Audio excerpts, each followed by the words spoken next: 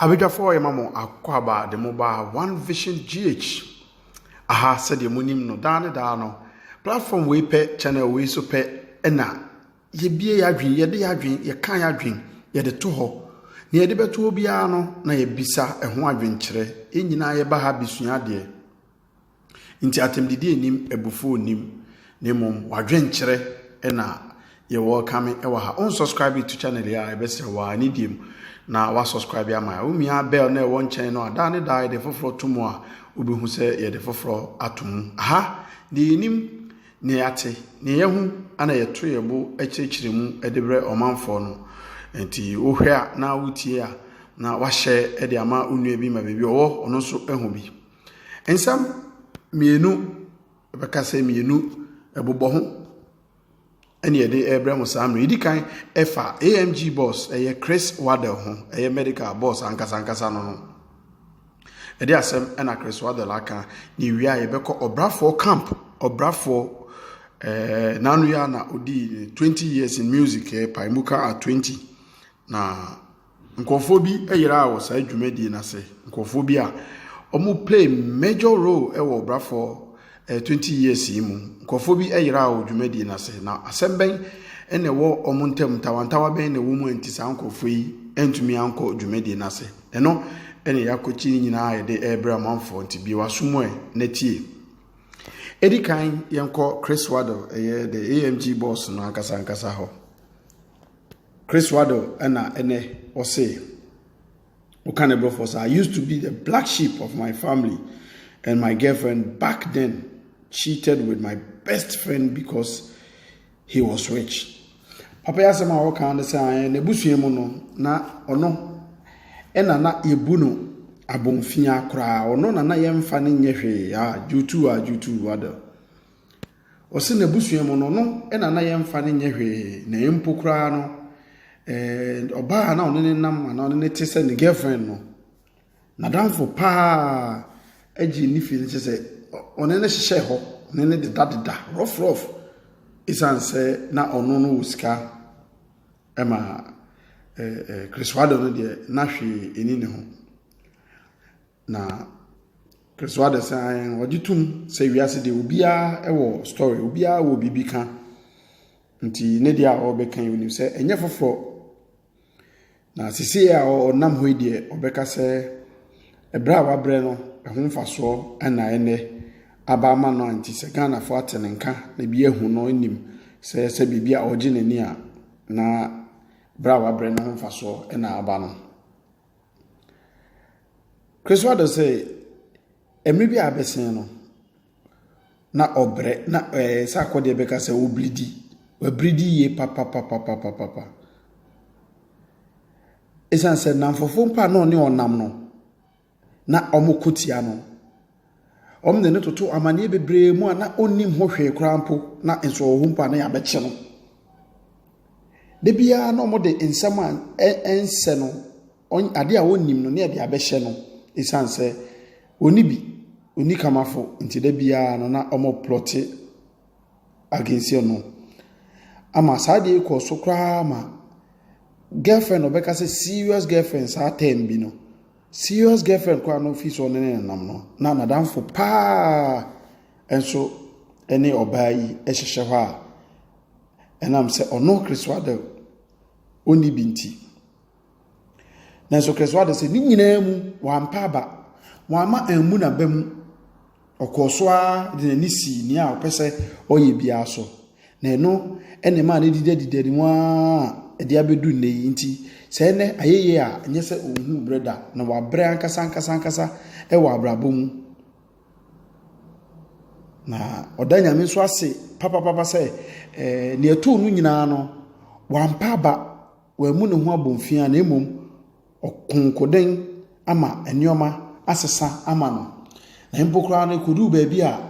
na ni teacher ne kire ni ankasa kra ono ni wo school kire na de no kire ni ka kire ne se wo o kire twi no kire ni ka kire se he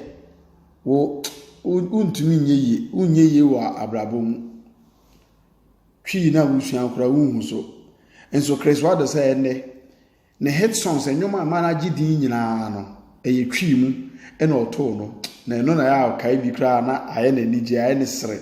na teacher ni na ka chere say twi ni kra wonte na wangasa obra na ankasa enkoye ma no onya na ka de Bentley ya ene ka Bentley ya odem no onya ya ka we share teacher ni bai na ka wa na left na obisa na sem ba akopɛ sɛ wo kai me Chris Waddell die a ɔka aksɛm a ɔken sɛ wampa ba na mfofoɔ de ɔmo de na fam nyinaa no wampa ba ɔhyɛ de ɛkonkone no wo nkranhyɛ bɛn nnema wo nkranhyɛ bɛn na saa Chris Waddell anamonto yi ɛma wo ne wo hwɛ wo no tro wa ha ɛfama yensisi a yefi wa na yɛnkɔ obrafo paimuka a 20 obrafo paimuka a 20 no ɛna nipa bi a omosom bu yi ana omo contribute papa wo obrafo paimuka 20 mana na music career no ye hu won wase obi etese ochiame kwame ye hu no dwumadi na se na eno ena didi mo amanfo bi se na ochiame kwame no ne obrafo e wo beef bi ana beef nketinketi bi a eyi guru ene obrafo ekoye kasebo se batese dwumtuni bi okumase okay wakoto mona okay na budodo na so we ochiame kwame sansensem na etese na ye beef ni ade no edaso wo mu ana isanse obrafo so wo mu ye ku wo mu kasa nti eba ne sen ne ye rap sa time obrafo gina na so yi na ochiame kwame ejana na so munyina na ma sa competition no ye tight a ne ma ekoyi nti ye ka paimuka 20 dia nanka obi di so Ochiame Kwame ode kane no hip life rap bi ba begu ho no nanka nya se eyi ni mu eba ne sen e no Ochiame Kwame amepini amma dwumede yase ebo pimpanimfo am si Ochiame Kwame ye launch no ye frɛ no ye man invitation na ye man invitation no eso ye no na o se wa ye busy pa waye busy ntina wantumi ama enu nti ye hu ne se Ochiame Kwame ye busy person ntina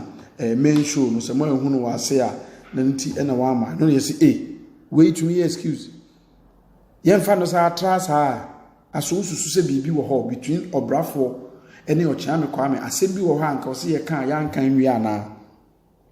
na ye mo ye ho no empanimfo nimpo na eye ni sei na nkwala na ye ba na omo edi akire no sen no mbesua aso nsen ka omo nyina akoya na Ochiame kugina emu bi na omo invite no make sure so beba na neoma ekọ so fefefe na mfoni kura ba nka fi say negative stories bi a abedi kan on internet ne so na nka positive no ma me replace na wo wadwen kire wo ho ne sen aso yenya omo na omo bra yefi wa sa dwumadi na ase ankasa so na obi ti se Tiny Aleche kankwe the bad man Tiny so ye obi a beka se obrafo ejina na so yie no na Tiny enso ejina ho papa ka se hip life no de a untumi emobodi no obofi Regina ode ba ye no so de a na je se o boy ru obrafo ne Tiny mu Tiny enso eka ho nipa ankopiem ewo paimuka a 20 na se na Tiny so na ano so mpanifo bupunu ne se Tiny enka woni obrafo de enim se infama mfam oye wadamfo pa eba ne sen na won so paimuka 20 wanko Tiny se enye se me na manko mo nhwe me mpabo ani guo no mata ade a meto ye ne sen ho no obrafo back in Taifa me Tiny mi ko gina mu na se ye ya me show no ye twa me boy ye de eye omope ne betumi a chechire mu esan se mi ankasa Tiny mi gina wo so afre sa ofre we ya o se mefre back ofre we ya o se mefre ofre we ya wonfa eda no eso ye no mi ye ready to ho twen ye ye befre wo mi si na mo mfre me na mi hu time dodo am be ma me mre ben na me perform enyon sen na wo se meto ebisa wo si wo de twen na ye no be kasa na sana omo afa omo hadwen se me enya de ombe ma perform ina omo hu se de omo ka chemte na eyi ni ema emre na ebe so na nkasa kra no sa Saturday na no me frɛ oten wotin si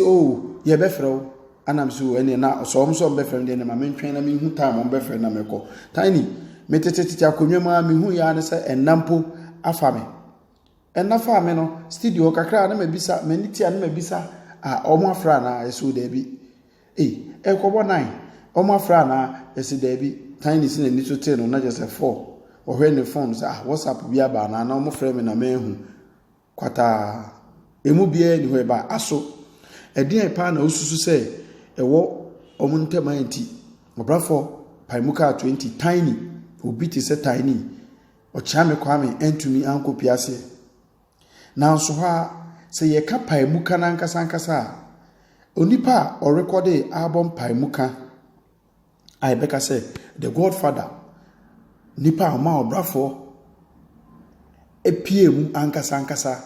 eye the beat maker owura bia efe no Hammer the last two I said you no nsem e na kwa kese edem sa akode mu nyina epie bae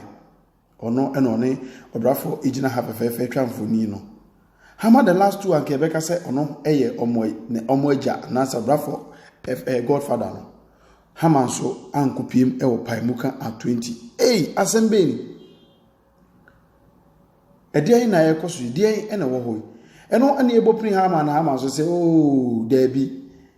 me de no de different kra no brafo at paimuka 20 no eye me ni mienu kra na edi 20 no sense me na record paimuka album no intimi akasa so me na no so na me first project me buy me aso me 20 years ni internet adwuma de we so me bopa na me mpesa me de me so me 20 de no be ba piem ma adisturb nkofo na akose obrafo de no na de esi nyina ne se maboa me ho mahye matade ahye me paboa me tra ka ebu se me betu ape na me ba me ne wo ho me ba